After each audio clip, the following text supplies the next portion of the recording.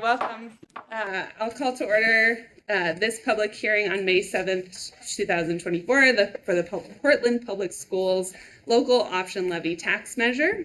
I am Harmony Quiros. I'm the chair of the Tax Supervising and Conservation Commission. Welcome, everyone. Just as a reminder, the TSCC is a community oversight commission established by the Oregon legislature more than 100 years ago. The commission oversees the budgets of all TSCC member taxing districts and annually conducts a thorough budget review and certification process. Another of TSC's responsibilities, as detailed in state law, is to hold public hearings on all property tax measures proposed by municipal corporations under the commission's jurisdiction, so like this one. TSCC holds public hearings to give the public an opportunity to learn more about the proposed measure. We ask questions that we think a typical community member might ask. In that sense, we are here today to represent those community members who may not be able to ask questions to you directly. We encourage community members to attend these public hearings and make comments and ask questions. Minutes of this public hearing will be prepared and retained as a permanent record of the proceedings. TSCC does not take any action on the proposed tax measure and does not advocate for a position on the measure. This hearing is strictly to promote information sharing. I'll now ask my fellow commissioners and the staff to introduce themselves. Which way you want to start? Sure. Hi, my name is Allison Lugo-Knapp, and this is my first year as a TSCC commissioner in my third meeting. Yeah. I'm Matt Donahue, third year on the commission and a parent of two daughters at Grant High School.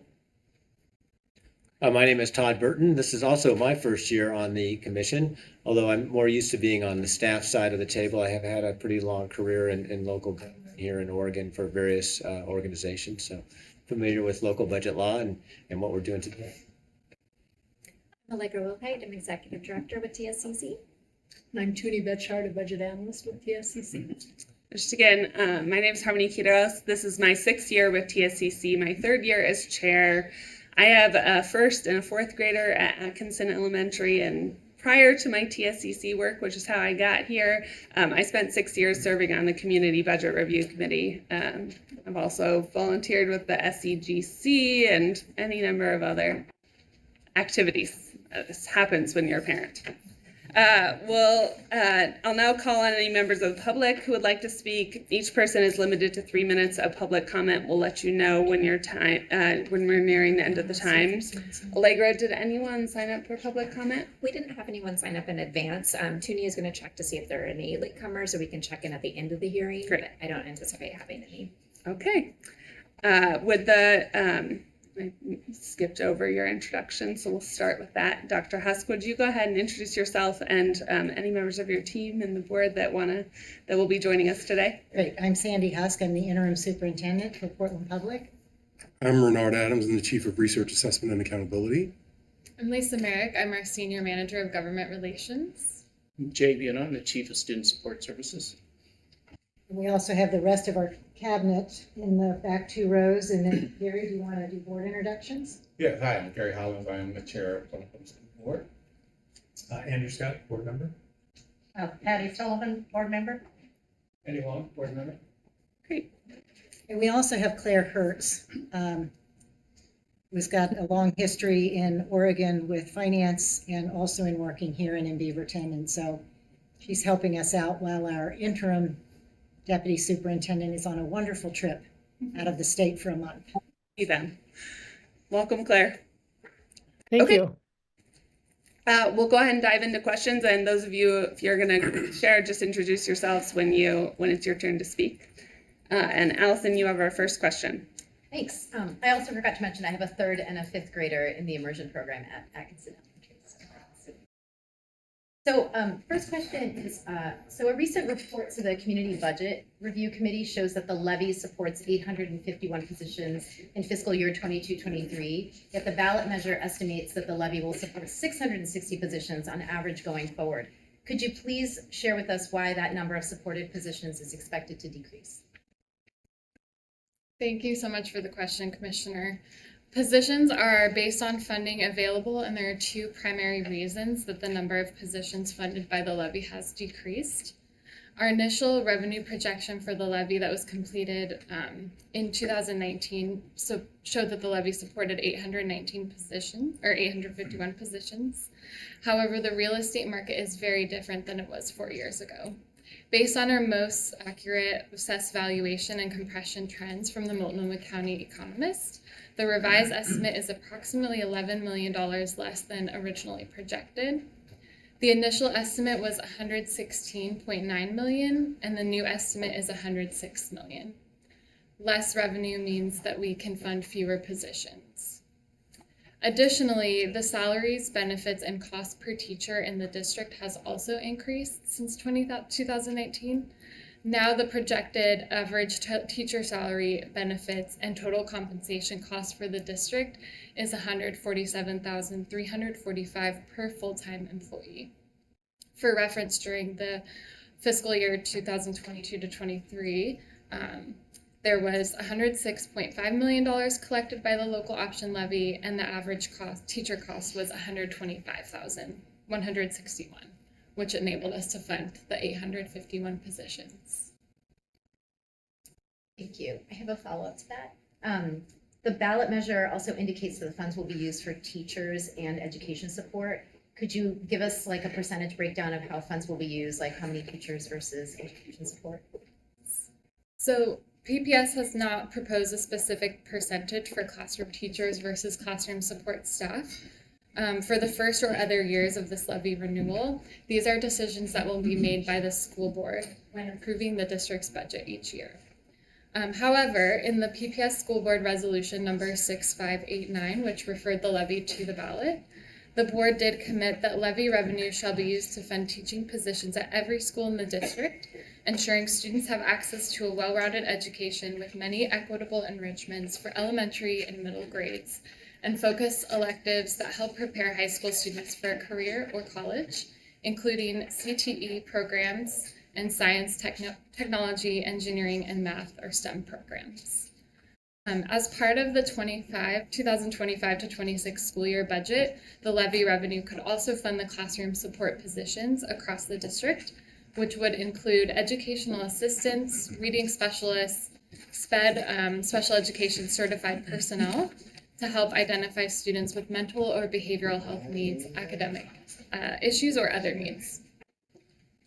Then just one last thing, in terms of like those actual positions, how does the district determine how they're spread out versus like regionally or per school, or how do they allocate positions that were funded by the levy across the different schools?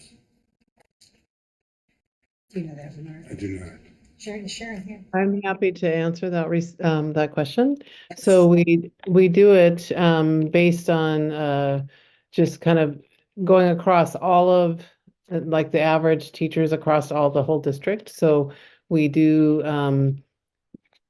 post teachers all into the general fund, and then modify it with posting as on an average basis of all teacher costs to that local option levy calculation.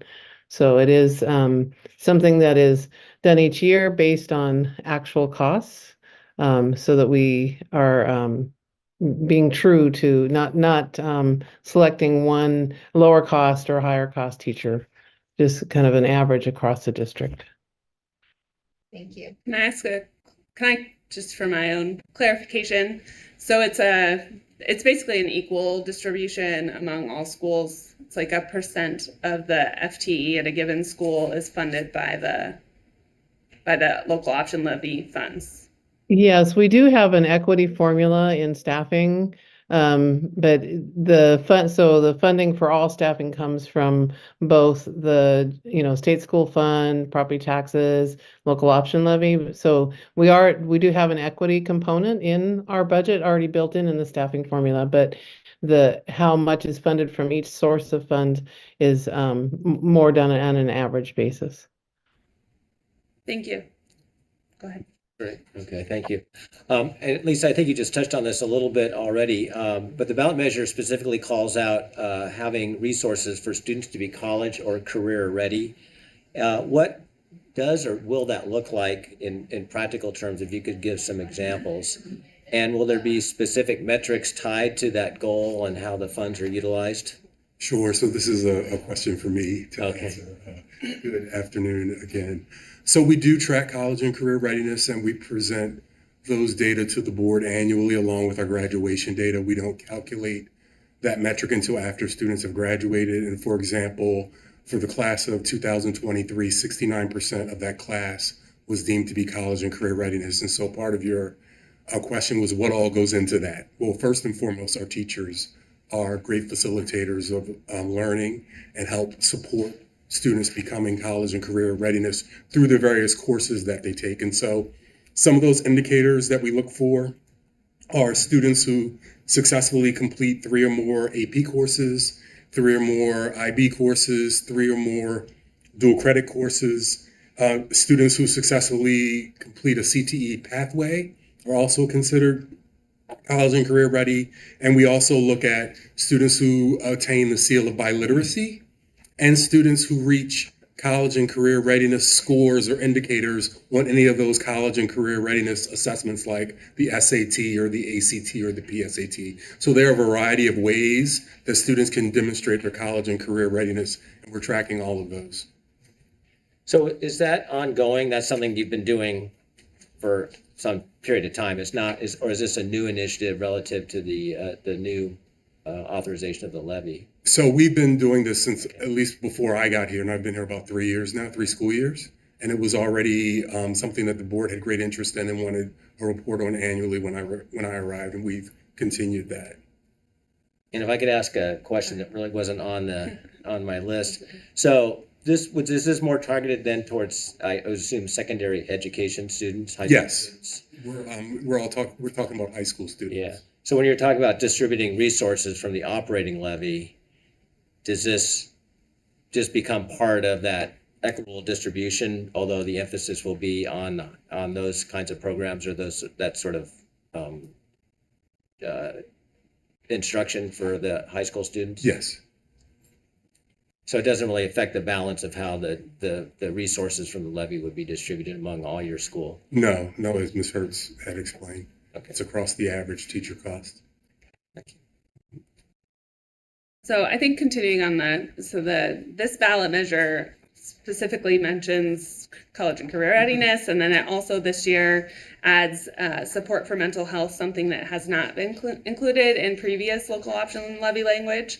Can you talk a little bit about how these funds will be used specifically to support student mental health? And maybe I'll clarify the question a little bit to try and get at what we're asking, right? The levy is telling us as voters and taxpayers that when we support the levy and vote yes, and that money goes to the district, these things come out of it. And we're just curious how you're measuring it, or if it's more part of the whole district goal and vision, just to try and clarify. Sure, and I'll Sure. respond to that. Right. So the district supports all students' access to high quality teaching and learning through safe and affirming environments that are supported and embedded social emotional learning and restorative justice. So we know the needs of our students have grown since the pandemic, and the levy provides critical funding to support students through a comprehensive approach to academic and mental health and social emotional challenges. And so specifically, the levy funds teachers who receive professional learning to deliver trauma-informed social emotional learning curriculum every day in the classroom. And so that directly supports a healing-centered school community. And so we measure the impact of these investments in mental health and behavioral health, in the impact of the trauma-informed social emotional learning and restorative justice instruction through our annual administration of our successful schools survey, looking at our disciplinary referrals, and through our mental health referral data. I get it. Yeah. Go ahead. It all comes back to the teachers. Yeah. Yeah. I was a teacher once myself. So can I Yeah. just ask a follow? So you mentioned since the pandemic, the need has increased. Are you seeing now that the pandemic is aging out a little bit? Are you seeing maybe an improvement in terms of?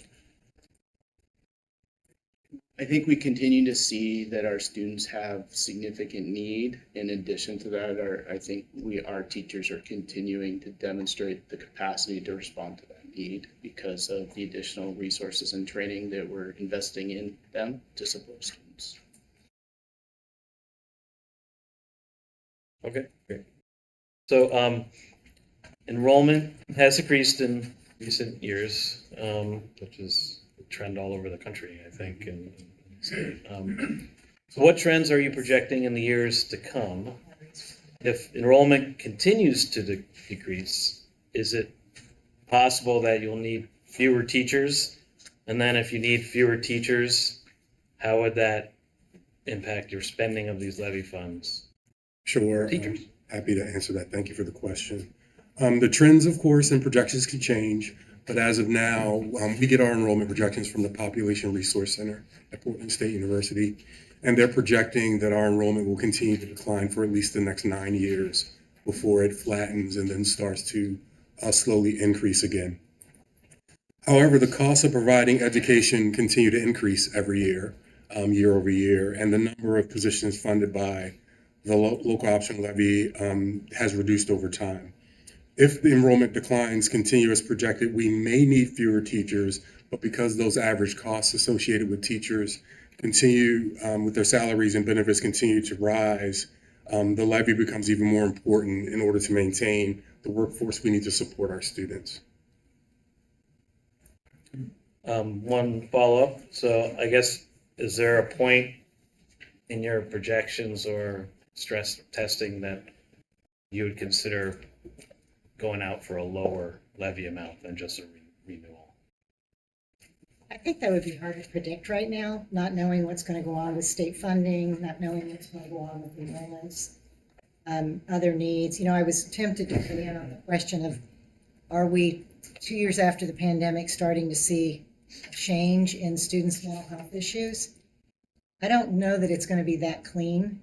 I think there are other factors that are influencing students' mental health. We've had quite a bit of chatter recently about access to social media of students and how that's impacting especially preteens, younger teenagers, especially girls.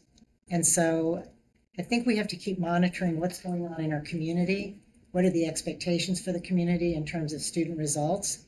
And then weighing those decisions on an annual basis. And I will say the short time I've been here, or the long time I've been watching you guys from afar, this district and this board are doing an excellent job of using data to make those decisions. And you can do some predicting, you can say 9 years out. And then that sometimes things change and you get a chance to readjust some of your thinking at that time. Yep. Oh, Andrew? Yeah. Because part of that's also a political question, and I'll just say as an individual board member, no. I wouldn't be interested in reducing the levy until the state fully funds education in Oregon. So I think if the state were to step up and fund the quality education model, we could certainly have a conversation with our taxpayers about whether we could reduce the local burden. But the main reason why that exists is because of the higher cost of running a school district in Portland and the fact that the state doesn't adequately fund our schools. So when that happens, we can have that conversation, but I don't see that happening soon. So I don't personally support any reduction in the levy at this point. Thank you. I think we're gonna direct this question to the board, but staff feel free to weigh in. We're happy to have any input. But as the elected decision makers for our school district, that the district has faced a number of challenges. We've talked already about the pandemic.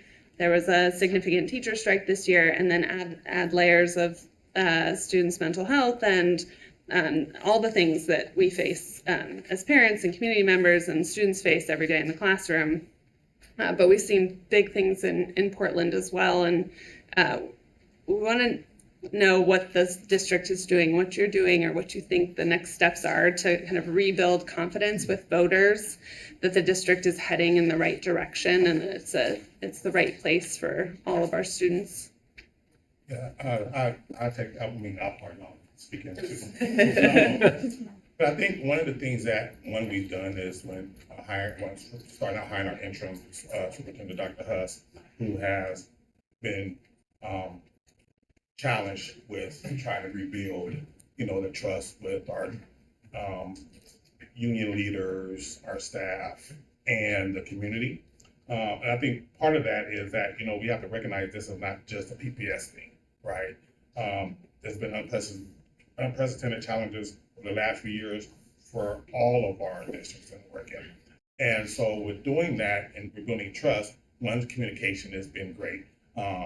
Having Director Scott did a town hall a while back that had got great reviews. So I think for us as board members, getting out, talking with the community, working with our staff is a way to start building that trust back with the community. Other folks can speak up if they like as well. Yeah, I'd like to just add to that. I'm a new board member, so I'm trying to get out to the schools and just see what's going on. I mean, I taught at one school in PPS, and that's one school in PPS. That doesn't let you know what's really going on everywhere. And I'm retired, so I can go in during the day. And I've done a little bit of volunteering, and I've gone in when teachers ask for board members to come see what's going on. And it's really been amazing. I see what the students are having to deal with. I see what the teachers are having to deal with. I see the challenges, I see the strengths. And that's been exciting for me. I mean, I don't know how many people I affect since I'm only, can't go to that many schools. But I'm also going on visits with the chiefs of staff when they go to see the principals. And I'm getting much better feel for the whole district. The other day I had an opportunity to attend the town hall at Franklin, and the students were, there were about maybe 30 of them discussing problems they were having and ways they thought that the school could be better for them. And it was amazing, their ideas. It's just made me realize what a wonderful place it is and the diversity we have here. So when we're talking about money, which I guess we'll do here, I can see that, we need more teachers, we need more aides. This levy helps a lot, but it's the QEM that we have to do, and we have to work together. And I just think we all have to get out there as much as we can. Nobody else on this board can get out like I can, because they're working. But just the more we can go to events that we're invited to, and the more time we spend together, and I think we all know our goal is just to do what's best for the kids. And if we can just talk about that together and not argue about, what's best. We all know time, and unfortunately money, and skill, and just try to let people know we appreciate that. I'm going to speak up since I'm Julia Brim Edwards. My board service has spanned 3 decades, although I'm only in my 11th year. It's a good thing of timing to make that happen. And I had 10 years between my first and second term. So I've seen a lot in PPS. I've seen big enrollment drops. I've seen us have, $100,000 in or less in our reserves. Came in right after the lead in the water crisis. And I think PPS is really well positioned right now and positioned to rebuild confidence. I think, COVID was something that impacted all districts around the country. And certainly the strike was hard on families. I just go back to, what students experience every day in our classroom. We have our public schools offer amazing opportunities for kids in neighborhoods across this city. We have excellent teaching. I think the board is focused. We have a set of board goals that we've been focused on, very committed to, even through COVID. We align our resources. We make data-driven decisions, which I think parents can see that we're trying to move as much resources as close to the classroom as possible. We have lots of community events. I mean, now that we're out of COVID, strike's over, we're having so many opportunities to celebrate our students. We had Arts Alive recently, where you had thousands of kids at the art museum, basically showing their brilliance in whatever their art form was. We recently celebrated 2 amazing basketball teams that were placed in the top the state tournament. We're recognizing tonight our Constitution teams, which are always nationally competitive. And so there is a lot for students and families to look at with pride and to see what the value they get out of our public schools. And I think we just need to continue to communicate about that. And also, as we enter into another tough budget year, continue to focus our resources on our students and be very transparent, even when we're making very difficult decisions. So to me, that's the way that I think we build trust with our community and with our staff. A follow-up. So I'm a parent. I've been PTA. I've been in the Boundary Coalition, CBRC, right? Like, I show up. I'm here. And a lot of the events we're talking about are people who are already engaged in the system, right? Like, and not necessarily, right? Often new kids are participating in all of that. There's a lot of families who have disengaged from the district over the last, certainly since 2020 and COVID. But you know, I hear it talking to parent friends. I hear it with parents who have preschoolers and thinking about kindergarten and that conversation of where's my kid going to go? And I'm curious what work the district is doing to either re-engage folks who have opted out or, you know, left the district but still are here in our communities, right? Those capture rates, depending on where you are in the district, are quite low. Or trying to encourage those, you know, the preschoolers and, you know, to come into our public school system.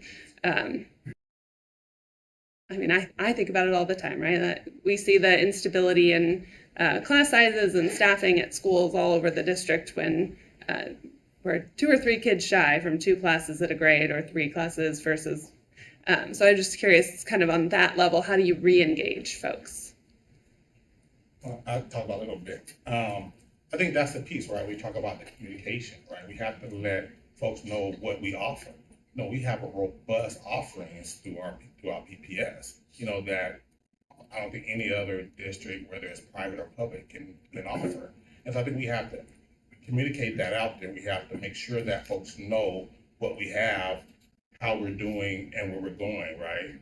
Of course, we have to be as transparent as we can be to let them know what's the real information. You know, there's a lot of misinformation that gets out there, and then once they realize the real information, they're like, oh, okay. But I think it's that kind of communication and engagement to show folks that we have a lot to offer here. You know, we have folks that when they graduate, they go off to do great things, right? And so I think we have to try to focus on that aspect of it and get away from the noise and the distractions that comes, you know, with the district of size. You know, when we talk about class sizes, our class sizes has kind of been steady, you know, as far as I only been here 3 years, but for the last 3 years, they've been steady, about 1 or 2 kids here and there.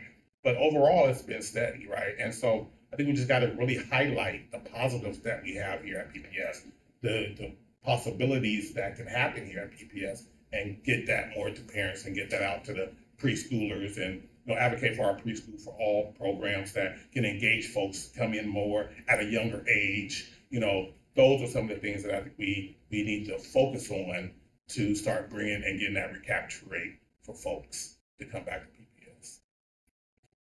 Thanks, Director Owens. Go ahead, Todd. Thank you. Yeah, I'd like to add to that, but we also have to be really honest that there are some big classes. And what are we going to do? What are we going to try to do about it? And a lot of that is getting more funding.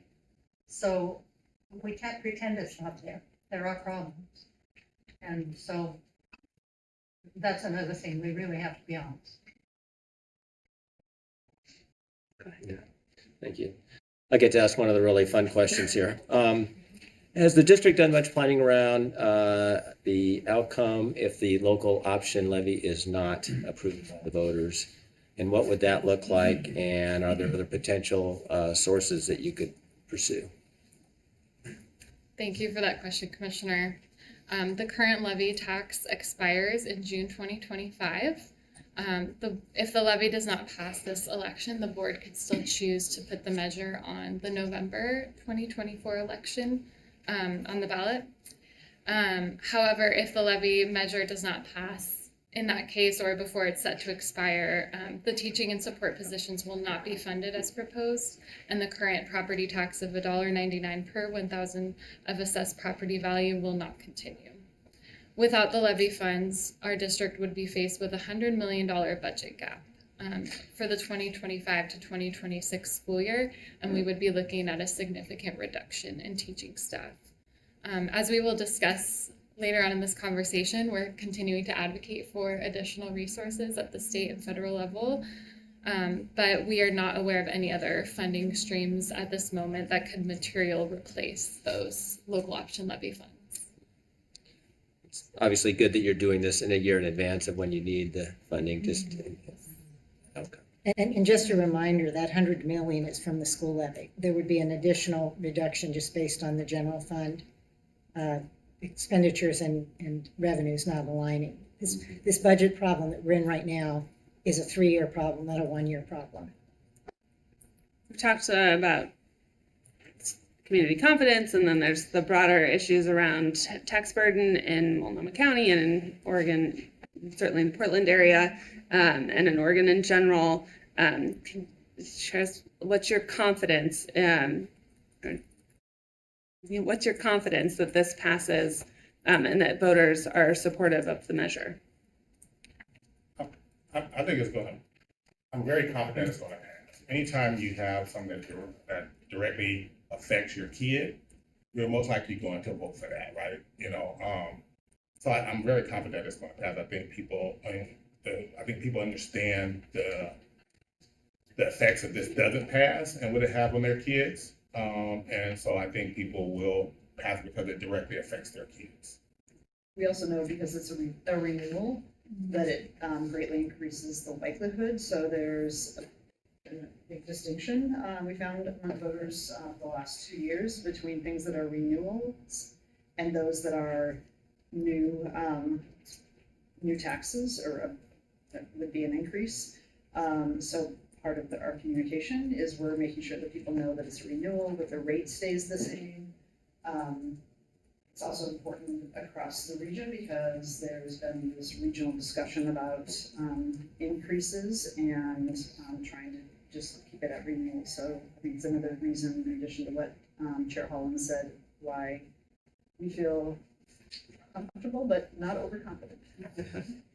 And I know you can't engage in this as a district directly, but do you have, working with your community support groups, some who can be more actively educating people about this measure? Have they done any kind of polling or anything like that? Or have you seen anything that would? So actually, the district did some polling. So we can share that. So we did some polling, and we did see that people were tax sensitive, and so I would describe it. Nice way to. There's an affordability issue, and also we know that this community values a comprehensive set of electives, the career technical education our students get, art, music, PE, and reasonable class sizes, and those are all very compelling arguments for people to support it. So just given the ongoing conversations around the fundings with school, the challenges with school funding, we know that conversations are also ongoing with the legislature. And so what are some plans or a strategy to address that? And are there specific changes that you'd like to see at the policy level? Yeah, thank you for that question. We're at the beginning stages of developing our legislative agenda that the board will approve prior to the 2025 legislative session. The district has already called on the governor and legislature to review and change the state school funding formula as we head into this session. We're also urging the state, and we'll continue urging them, to modernize and fully fund the quality education model, which is a statistical analysis that the state conducts on what it would cost to provide a quality education to all of Oregon's 197 districts. We're asking for an adjustment so that the funding to Oregon's urban schools can be addressed as we have higher costs and needs. We're calling on the state to remove the cap on special education funding because it does not align with the number of special education students that districts serve. And we'll also be calling on them to remove the statutory limit on local option levy collections, as if the funding changes and we're projected to bring in higher local option levy revenue, there is a statutory cap on what we can collect, and if we exceed that, that will be deducted from our state school fund revenue. So we want to make sure that cap is addressed. We'll continue working with several K-12 organizations, families, and community members to elevate these priorities to the governor's office and legislature. Do you have a proposed timeline from like the time that you're going to introduce these to the legislature to when you might see actual changes or what can be implemented? That's a great question. We're going to continue calling on the state to, at a minimum, provide funding to meet school districts' needed service levels. It's not just our district that is facing these really difficult financial constraints. It's a statewide issue. We've seen a lot of headlines from districts all over. So we really need the legislature to ensure that they can meet these acute financial challenges, or it will be become very dire statewide. But we don't want to just be constrained by, the needed service level. We still want the state to really look at fully funding the quality education model. I think that will be important for the state to take on. And as a part of the modernizing the QEM, the state should really accurately capture the current realities of our schools by evaluating current expenses and incorporating new costs like current best teaching practices and technology, expanded access to early learning, and more support for student behavioral health. So we want to think, we want to make sure that we can support schools districts through this really difficult time, but that we're also thinking more holistically and doing what the state can to provide a quality education to students. Yeah. You mentioned the statutory cap. Do you expect to hit that cap with this new renewal? Based on our current projections, which are lower than what we had initially projected, we're not expecting to hit that statutory cap. But if this, if anything changed or if assessed real estate values went up or, things that we haven't projected changed, we could still reach that cap. I think it's very unlikely that it will happen in the life cycle of this levy, but it's something we want to plan for in the future. Yeah. How are you engaging with community members? The conversation around state funding has been kind of on the radar for a long time, but certainly elevated in the wake of upcoming budget cuts with the teacher strike, and not just in Portland, right? That's something we're seeing, especially in all the urban districts all over Oregon. Franklin High School has a town hall on Monday with state legislators.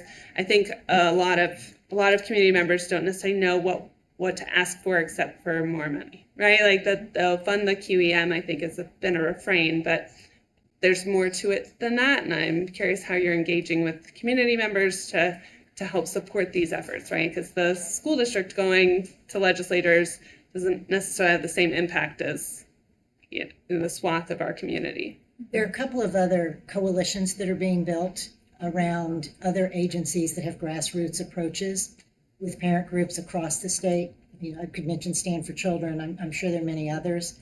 The superintendents are forming a similar coalition to what we did back in 2011, when there was a pretty successful initiative around policy change at the state level. And while it is more on the news in the larger urban areas, I would say our smaller districts are really suffering as well. And so we want to make sure that we have good, thoughtful representation in this coalition and common messaging about where we want to go.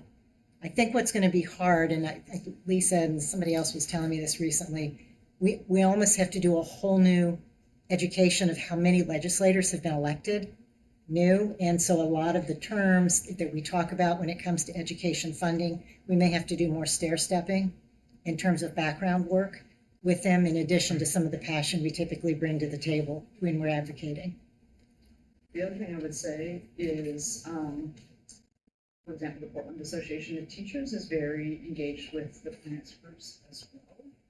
So this is going to be a place where especially after last fall, where we had some divisions in the school community where we're all going to be able to come together and advocate together for our kids. And I think that's my experience, because that's how I started 25 years ago, is that's a very powerful coalition to show up in Salem, but also at people's town halls, in their neighborhoods, when they're running into them at the bank or the grocery store.